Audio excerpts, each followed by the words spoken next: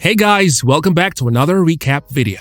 In today's video, we'll be exploring the storyline of Money Heist Korea, Joint Economic Area. Stay tuned and watch. Before we begin, here's a warning for you. Spoilers ahead, so take care.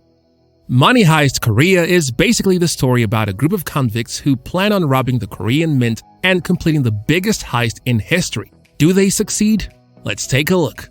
The war between North and South Korea has ended and a time for peace and prosperity is approaching.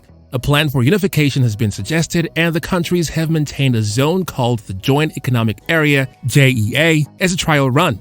In reality, rather than the North and the South benefiting equally, it is only the rich that have gotten richer. People at the lower levels of society are still struggling to make ends meet. A man named Park Sun-ho decides to plan a heist and gathers a team handpicked for their abilities. They all pick different cities as code names while Sun-ho refers to himself as the Professor. Tokyo was a former soldier for the North during the war. When she was duped by her immigration agent while moving to the South, she was forced to take menial jobs to earn a living. One day, while disagreeing with a loan shark, she ends up killing him and his henchmen. She spends the next year robbing loan sharks with her partner until one mission goes wrong and her partner dies. That's when the Professor approaches her with his plan and asks her to join his team. The members of the team were Berlin, Rio, Moscow, Denver, Nairobi, Helsinki, and Oslo along with Tokyo and the Professor. Each of them came from different parts of Korea and had different motivations for this job. The Professor's plan is for the others to go into the Korean mint on the JEA and print their own money while the Professor handles everything from the outside.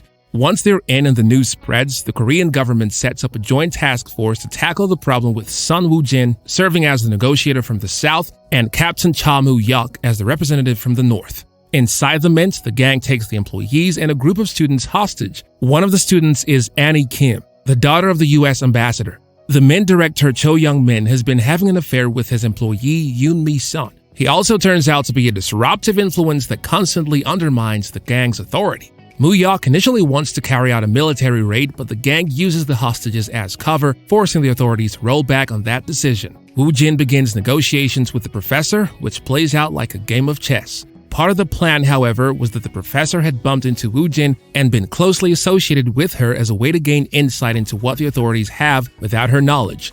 The North Koreans believe that she is a voluntary mole, but Moo-yuk disputes that claim. When Mi-sun is caught with a smartwatch and trying to contact the police, Berlin orders Denver to kill her and strike fear in the other hostages. Denver cannot go through with it and shoots her in the leg, faking her death in front of Berlin. The police get a picture of Rio before the smartwatch is destroyed and with the help of surveillance footage, learn the identity of Nairobi as well as the model of the vehicle they were using. This incident causes dissension among the ranks of the gang and Tokyo aims to take the reins because she doesn't trust Berlin anymore. Moscow finds out that his son Denver has killed a hostage and goes outside because he wants to turn himself in. The others scramble to get him back inside and in the ensuing fracas, the police shoot Young-min instead when he grabs one of the guns and tries to take control. Woo-jin and the Professor negotiate to allow some medical personnel to come in and operate on Young-min's wound. Moo-yuk plans on going in with the doctors so they can carry out a feint operation with soldiers infiltrating through the vents. The Professor realizes that this is just a distraction and thwarts the feint operation just in time,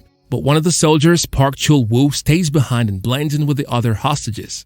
Denver and Mi-sun get closer as they spend more time together, but Young-min gets more paranoid and jealous watching them.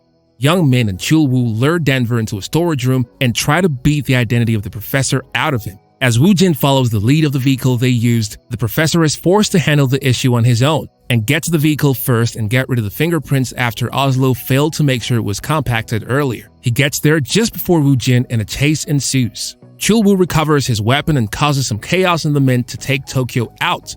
Mi-sun goes to help Denver, who is being beaten up by the enraged Young-min.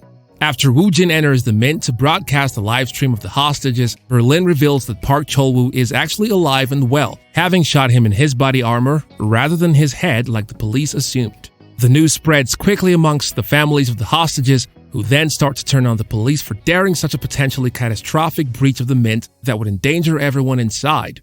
As the team celebrate their victory, Moscow arrives with even better news. He has broken through the rock and has now hit dirt, meaning that they will only have 3 days left before making an escape through the secret tunnel. Denver makes use of the moment to change Mi-sun's bandages and surprise, surprise, the two end up making love in the vault room. Stockholm Syndrome strikes again. Woo Jin invites the professor out for drinks, but as he arrives, it's clear that she has started without him. In a moment of clarity, the narrator reveals that the professor has fallen in love with her. However, this is one last twist to the tale. As the professor walks into his cafe or secret hideout, the ever-suspicious Muyok arrives behind him wanting to talk, or more likely, interrogate him. That's it for this video. Hope you enjoyed watching this one. Thanks for watching.